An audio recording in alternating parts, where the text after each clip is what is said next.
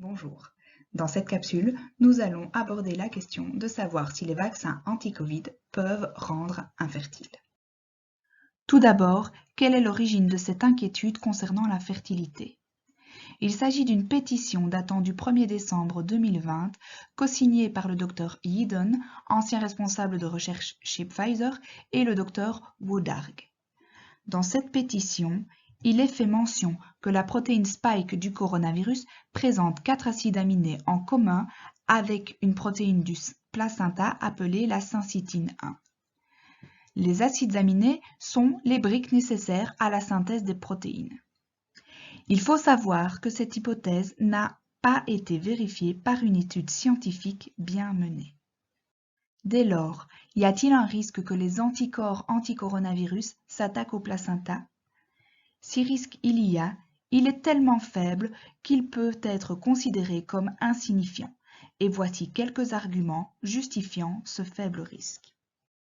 Premièrement, si les anticorps anti-coronavirus s'attaquaient au placenta, le vaccin ne devrait pas être le seul à être incriminé, car les anticorps anti-coronavirus sont également créés à la suite d'une infection naturelle.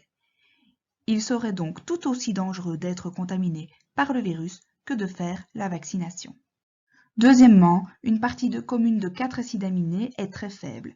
Les anticorps reconnaissent habituellement une séquence de 12 à 18 acides aminés. Cette similitude est trop faible donc que pour avoir un effet sur le placenta. Si tel était le cas, même les coronavirus banals qui provoquent des rhumes affecteraient la fertilité, car tous les coronavirus ont cette similarité minimale.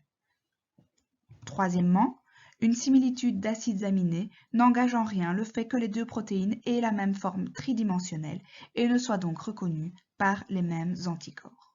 Quatrièmement, des études réalisées sur des rats ne montrent aucun impact du vaccin anti-Covid sur la fertilité et la gestation de ceux-ci.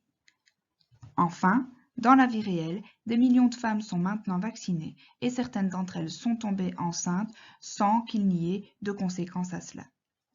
Le conseil qui est généralement donné à une femme qui souhaite avoir un enfant est, comme pour tous les vaccins, d'attendre 2 ou 3 mois après la vaccination pour tomber enceinte par principe de précaution.